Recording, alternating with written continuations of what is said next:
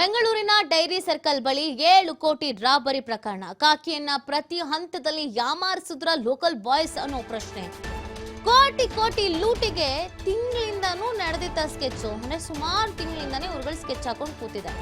ಹಿಂಗೆ ಲೂಟಿ ಮಾಡಬೇಕು, ಇಲ್ಲಿಲ್ಲೇ ಹೋಗ್ಬೇಕು, ಇಲ್ಲಿಲ್ಲೇ ಬರಬೇಕು, ಪೊಲೀಸರನ್ನ ಹೆಂಗೆ ಯಾಮಾರಿಸಬೇಕು ಅಂತ ಪ್ರತಿ ಹಂತದಲ್ಲೂ ಕೂಡ ಪ್ಲಾನ್ ಮಾಡಿದ್ದಾರೆ ದರೋಡೆಕೋರರು. ಆ ಕಾರಣಕ್ಕಾಗಿ ಇಷ್ಟು ಈಸಿ ಎಸ್ಕೇಪ್ ಆಗಿದ್ದಾರೆ ಅಂತ. ಪೊಲೀಸರು ಹಿಂದೆ ಬಿದ್ದರೂ ಬೇಗ ಸಿಗದ ರೀತಿ ಆರೋಪಿಗಳು ಎಸ್ಕೇಪ್ ಆಗಿದ್ದಾರೆ. ಆರೋಪಿಗಳ ಪ್ಲಾನ್ ಅಂದಾಜಿಸಿಯೇ ಪೊಲೀಸರ ಟೀಮ್ ಅಲರ್ಟ್ ಆಗಿರೋದು. ಬೆಂಗಳೂರಿನಲ್ಲಿ 7 ಕೋಟಿ 11 ಲಕ್ಷ ದರೋಡೆ ಪ್ರಕರಣ. ಚೆನ್ನೈನಲ್ಲಿ 7 ಕೋಟಿ ಹಣ ಸಮೇತ ಓರ್ವ ಆರೋಪಿಯನ್ನ ವಶಕ್ಕೆ ಪಡ್ಕೊಂಡಿದ್ದಾರೆ ಅನ್ನೋದು ಗೊತ್ತಾಗ್ತಾ ಇದೆ. ದಕ್ಷಿಣ ವಿಭಾಗದ ಪೊಲೀಸರಿಂದ ಕಾರ್ಯಾಚರಣೆಯನ್ನ ಮಾಡಲಾಗಿದೆ. ಬೆಂಗಳೂರಿನಲ್ಲಿ 7 ಕೋಟಿ 11 ಲಕ್ಷ ದರೋಡೆ ಪ್ರಕರಣಕ್ಕೆ ಸಂಬಂಧಪಟ್ಟಂತೆಗೆ ಹಣ ಸಮೇತ ಓರ್ವ ಆರೋಪಿಯನ್ನ ವಶಕ್ಕೆ ಪಡ್ಕೊಳ್ಳಲಾಗಿದೆ ಅನ್ನೋದ್ರ ಬಗ್ಗೆ ಅಪ್ಡೇಟ್ ಸಿಗ್ತಾ ಇದೆ. ದಕ್ಷಿಣ ವಿಭಾಗದ ಪೊಲೀಸರಿಂದ ಕಾರ್ಯಾಚರಣಾ ಸಂದರ್ಭದಲ್ಲಿ ಒಬ್ಬ ತಗ್ಲಾಕೊಂಡಿದ್ದಾನೆ ಅಂತ ನೆನ್ನೆ ಹೇಳಿದ್ರ. ನಿನ್ನೆ ವೆಹಿಕಲ್ಸ್ ಎಲ್ಲ ಗೊತ್ತಾಗಿತ್ತು ಅಲ್ಲ, ಜೊತೆಗೆ ಯಾರು ಅನ್ನೋದು ಕೂಡ ಗೊತ್ತಾಗಿದೆ ಈ ದರೋಡೆಕೋರರು, ಆದ್ರೆ ಎಲ್ಲಿದ್ದಾರೆ ಅನ್ನೋದು ಗೊತ್ತಾಗ್ತಾ ಇಲ್ಲ ಅಂತ ಹೇಳ್ತಾ ಇದ್ರು.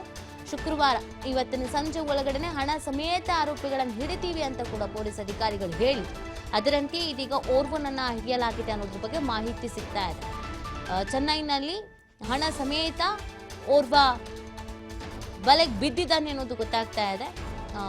ಪೊಲೀಸ್ ಅಧಿಕಾರಿಗಳು ಗೆಸ್ ಮಾಡ್ದಂಗೆನೆ ಅದೇ ದರೋಡೆಕೋರರ ಏನು ಗೆತ್ತಾ ಇದೆ ಅನ್ನೋದ್ರ ಬಗ್ಗೆ ಮಾಹಿತಿ ಸಿಗಬೇಕಾಗಿದೆ. ಬೇರೆ ಕಾರಿನಲ್ಲಿ ಹಣ ತೆಗೆದುಕೊಂಡು ಹೋಗಿದ್ರು ಆರೋಪಿಗಳು. ಚೆನ್ನೈನಲ್ಲಿ ಆರೋಪಿ ಓರ್ವನ ಸಮೇತ ಇದೀಗ ಹಣವನ್ನು ಕೂಡ ಪತ್ತೆ ಮಾಡಲಾಗಿದೆ. ಸದ್ಯ ಚೆನ್ನೈನಲ್ಲಿ ಬೀಡು ಬಿಟ್ಟಿರುವ ದಕ್ಷಿಣ ವಿಭಾಗದ ಪೊಲೀಸರು.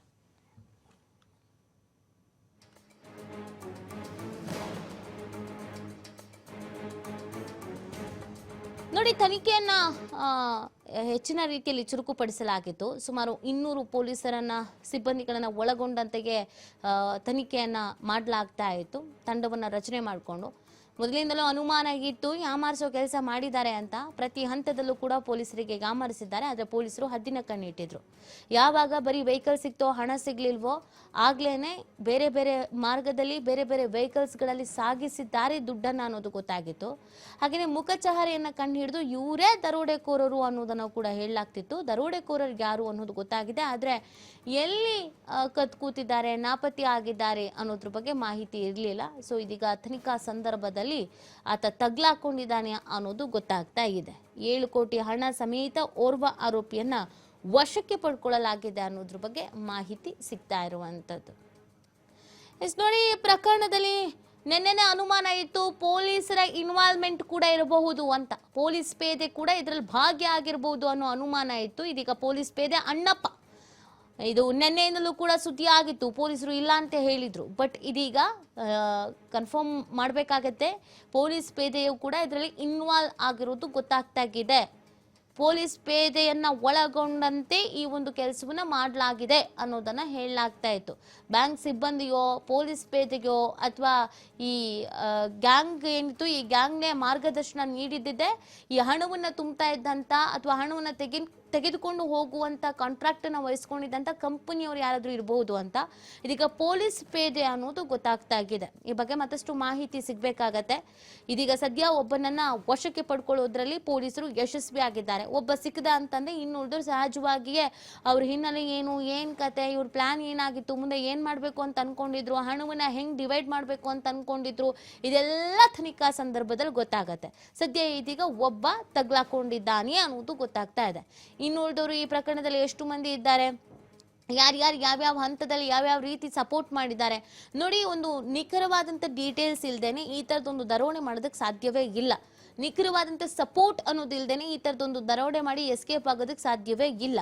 ಸೊ ಹಾಗಾಗಿ ಪೊಲೀಸರಿಗೆ ಮೊದಲ ದಿನದಿಂದಲೂ ಅನುಮಾನ ಇತ್ತು, ಬ್ಯಾಂಕ್ ಸಿಬ್ಬಂದಿ, ಪೊಲೀಸ್ ಸಿಬ್ಬಂದಿ ಯಾರಾದರೂ ಒಬ್ರು ಇದರಲ್ಲಿ ಶಾಮೀಲಾಗಿರ್ಬೋದು, ಇನ್ವಾಲ್ವ್ ಆಗಿರ್ಬೋದು, ಅವರಿಂದನೇ ನಿಖರವಾದಂಥ ಮಾಹಿತಿಯನ್ನು ಪಡ್ಕೊಂಡೇನೆ ಈ ಒಂದು ದರೋಡೆಯನ್ನ ಮಾಡ್ತಿರ್ಬೋದು ಅನ್ನೋದು. ಅದರಂತೆಯೇ ಇದೀಗ ಅಣ್ಣಪ್ಪ ನಾಯಕ್ ಪೊಲೀಸ್ ಪೇದೆ ಈತ ಕೂಡ ಇದರಲ್ಲಿ ಇನ್ವಾಲ್ವ್ ಆಗಿರೋದು ಗೊತ್ತಾಗ್ತಾ ಇದೆ. ನಿನ್ನೆನೆ ಈ ವಿಚಾರ ವೈರಲ್ ಆಗಿತ್ತು. ಪೊಲೀಸ್ ಅಧಿಕಾರಿಗಳು ಇಲ್ಲ, ಶಂಕೆ ಅಷ್ಟೇ ಅಂತ ಹೇಳಿದ್ರು. ಬಟ್ ಇದೀಗ ಇದರಲ್ಲಿ ಭಾಗಿಯಾಗಿರೋದು ಗೊತ್ತಾಗ್ತಾ ಇದೆ.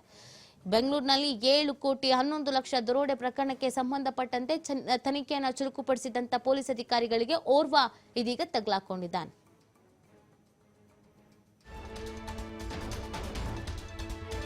ದರೋಡೆ ಕೇಸ್ನ ಸಂಪೂರ್ಣ ಹಣ ವಶಕ್ಕೆ ಪಡೆದಿದ್ದಾರೆ ಪೊಲೀಸರು. ಝೇವಿಯರ್ ಸೇರಿ 5ರನ್ನ ವಶಕ್ಕೆ ಪಡೆದಿದ್ದಾರೆ ಪೊಲೀಸರು. ಕಾನ್ಸ್ಟೇಬಲ್ ಅಣ್ಣಪ್ಪ ನಾಯ್ಕನ್ನ ವಶಕ್ಕೆ ಪಡೆದುಕೊಳ್ಳಲಾಗಿದೆ ಅನ್ನೋದ್ರ ಬಗ್ಗೆ ಮಾಹಿತಿ ಸಿಗ್ತಾ ಇದೆ. ಕಿಂಗ್ ಪಿನ್ಗಾಗಿ ಹುಡುಕಾಟವನ್ನ ಸದ್ಯಕ್ಕೆ ನಡೆಸ್ತಾ ಇದ್ದಾರೆ ಪೊಲೀಸರು ಅನ್ನೋದು ಗೊತ್ತಾಗ್ತಾ ಇದೆ. ದರೋಡೆ ಕೇಸ್ನ ಸಂಪೂರ್ಣ ಹಣ ವಶಕ್ಕೆ ಪಡೆದಿದ್ದಾರೆ ಪೊಲೀಸರು. ಝೇವಿಯರ್ ಸೇರಿ 5ರನ್ನ ವಶಕ್ಕೆ ಪಡೆದುಕೊಳ್ಳಲಾಗಿದೆ. 7,11,00,000 ಏನಿತ್ತು ಅಷ್ಟನ್ನು ವಶಕ್ಕೆ ಪಡ್ಕೊಂಡಿದ್ದಾರೆ. ಕಾನ್ಸ್ಟೇಬಲ್ ಅಣ್ಣಪ್ಪ ನಾಯ್ಕ್ ಈತನನ್ನ ಕೂಡ ವಶಕ್ಕೆ ಪಡ್ಕೊಳ್ಳಲಾಗಿದೆ. ಬಟ್ ಸದ್ಯ ಕಿಂಗ್ ಪಿನ್ ಯಾರು ಅನ್ನೋದು, ಕಿಂಗ್ ಪಿನ್ಗಾಗಿ ಅಂದ್ರೆ ಈ ತರ ಮಾಡೋಣ, ನೀವು ಹಿಂಗೆ ಸಪೋರ್ಟ್ ಮಾಡಬೇಕು, ನಿಮಗೆ ಇಷ್ಟು ಕೊಡ್ತೀವಿ, ಅಲ್ಲಿ ಹೋಗೋಣ ಎಲ್ಲಿ ಹೋಗೋಣ ಅಂತ ಪ್ಲಾನ್ ಮಾಡಿದ್ನಲ್ಲ ಕಿಂಗ್ ಪಿನ್, ಆತನಿಗಾಗಿ ಹುಡುಕಾಟವನ್ನ ನಡೆಸಲಾಗ್ತಾ ಇದೆ ಅನ್ನೋದ್ರ ಬಗ್ಗೆ ಮಾಹಿತಿ ಸಿಕ್ಕಿದೆ. ಯಾರು ಆ ಕಿಂಗ್ ಪಿನ್ ಅನ್ನೋದು ಪೊಲೀಸರಿಗೆ ಗೊತ್ತಾಗಿರುತ್ತೆ, ಬಟ್ ಎಲ್ಲಿದ್ದಾನೆ ಅನ್ನೋದು ಗೊತ್ತಾಗಬೇಕಾಗತ್ತೆ. ಸದ್ಯ ಇದಕ್ಕೆ ಪ್ರಕರಣಕ್ಕೆ ಸಂಬಂಧಪಟ್ಟಂತೆ ಇದೀಗ ಕೆಲವರನ್ನ ಅರೆಸ್ಟ್ ಮಾಡುವಲ್ಲಿ ಪೊಲೀಸರು ಯಶಸ್ವಿಯಾಗಿದ್ದಾರೆ. ಅದರಲ್ಲಿ ಈ Annappa Nayak police constable, police ಕೆಲಸ ಮಾಡೋದು ಬಿಟ್ಟು ಕಳ್ತನಕ್ಕೆ ಹೋದ್ರೆ ಹಿಂಗೆ ಆಗೋದು. ಯಾಕಂದ್ರೆ ಈ ಪೊಲೀಸ್ ಎಲ್ಲ ಇದು ಬಿಟ್ರೆ ಇವರಿಗೆ ಡೀಟೇಲ್ಸ್ಗಳು ಗೊತ್ತಿರುತ್ತೆ, ಹೆಂಗೆ ಇಲಾಖೆಯವರು ಹೆಂಗೆ ಇದು ಮಾಡ್ತಾರೆ, ಏನು ಗೆತ್ತಾ ಅಂತ. ಸೊ ಇಂಥ ಪ್ರಕರಣಗಳಲ್ಲಿ ಭಾಗಿಯಾಗ್ತಾರೆ ಅಂತಂದಾಗ ಯಾರ ಮೇಲೆ ನಂಬಿಕೆ ಇಡೋದು ಅಂತ ಅನ್ಸ್ಬಿಡುತ್ತೆ. ಒಂದೇ ಬ್ಯಾಂಕ್ ಸಿಬ್ಬಂದಿ ಶಾಮೀಲಾಗಿರ್ತಾರೆ, ಇಲ್ಲ ಪೊಲೀಸ್ ಇಲಾಖೆಯವರು ಶಾಮೀಲಾಗಿರ್ತಾರೆ, ದೊಡ್ಡ ದೊಡ್ಡ ಹುದ್ದೆಯಲ್ಲಿ ನಂಬಿಕಸ್ಥ ಹುದ್ದೆಯಲ್ಲಿ ಇರೋರೇ ಈ ತರ ಶಾಮೀಲಾಗಿ ದರೋಡೆಗಳನ್ನ ಮಾಡ್ಬಿಟ್ರೆ ನಿಜವಾಗ್ಲೂ ಕೂಡ ಭಯ ಆಗತ್ತೆ. ಹೇಗಪ್ಪ ಯಾರನ್ನು ನಂಬೋದು ಅನ್ನೋ ಪರಿಸ್ಥಿತಿಗೆ ಸದ್ಯ ಇದೀಗ ಅಣ್ಣಪ್ಪ ನಾಯಕ್ ಈತನನ್ನ ವಶಕ್ಕೆ ಪಡ್ಕೊಳ್ಳಲಾಗಿದೆ. ಇನ್ನು ಈ ಪ್ರಕರಣದಲ್ಲಿ ಕಿಂಗ್ ಪಿನ್ ಒಬ್ಬ ಇದಾನಂತೆ, ಆತನನ್ನ ವಶಕ್ಕೆ ಪಡ್ಕೊಳ್ಳೋದಕ್ಕೆ ಪೊಲೀಸರು ಇದೀಗ ತನಿಖೆನ ಮುಂದುವರಿಸ್ತಾ ಇದ್ದಾರೆ.